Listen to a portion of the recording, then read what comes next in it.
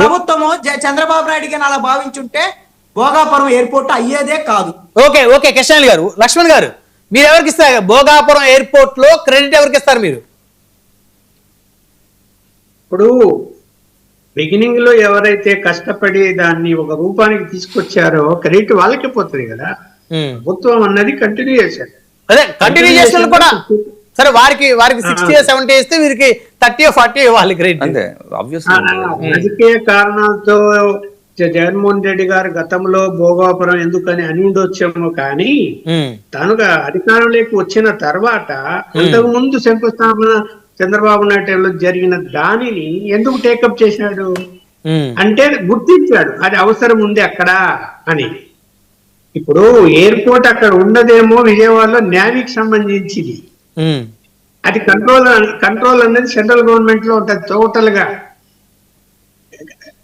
ఇవేమో ప్రైవేట్ పరంగా వచ్చేటువంటి ఎయిర్పోర్ట్లు, ఇవి అభివృద్ధి తొందరగా జరగడానికి అవకాశం ఎక్కువ ఉంటుంది. అందువలన తను గుర్తించి మళ్ళీ దాన్ని అసలు భూసేకరణ చాలా ఇంపార్టెంట్, పేమెంట్లన్నీ చేశాడు, ల్యాండ్ అక్విజిషన్ చేశాడు, అన్ని అప్పగించాడు. తర్వాత నిర్మాణాల విషయంలో కాస్త ఎందుకంటే అక్కడ ఎలాంటి అపోహ లేకుండా ఇప్పుడు ఎందుకంటే 3 రాజధానుల విషయంలో ప్రధాన రాజధాని విశాఖపట్నం అని జగన్మోహన్ రెడ్డి గారు ప్రచారం చేసి అంత చేసినప్పుడు అక్కడ ఆ ప్రాంతాల వాళ్ళందరికీ కూడా ఎక్కడైనా వ్యతిరేకత భావం వస్తుందేమోనని ఖచ్చితంగా చంద్రబాబు నాయుడు గారు ఆ భోగాపురం ఎయిర్పోర్ట్ త్వరితగతిన పూర్తి చేస్తే ఆ అపోహలు పోతాయి అనేటువంటి ఆలోచనతో ఆ పోర్ట్ఫోలియో కూడా ఆ ప్రాంతాలకు చెందిన ఆయనకు కేంద్రంలో ఇప్పించాడు. అది త్వరితగతిన నిర్మాణాలు జరిగాయి. జగన్ గారికి ఇస్తారా మీరు క్రెడిట్?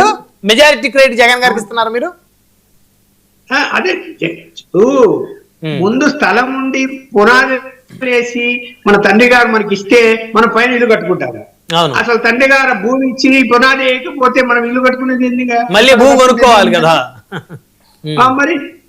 మరి అది చాలా శ్రమతో కూడుకున్న పని కదా.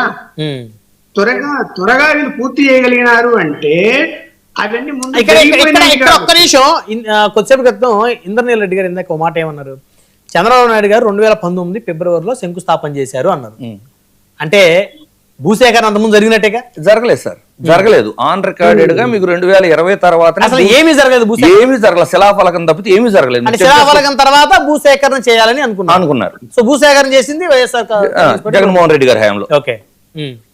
2019లో శిలాఫలకం అయితే వేశారు తప్ప ఏమీ చేయలేదు. భూ సమీకరణ జరగలేదు. లీగల్ గా చాలా ప్రాబ్లమ్స్ కూడా ఉన్నాయి.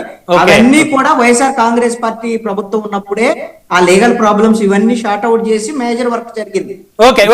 కొనసాగింపు జరిగినటువంటి దాని మీద ఇప్పుడు ప్రారంభించుకున్నాం. లక్ష్మణ్ గారు కంటిన్యూ చేయండి.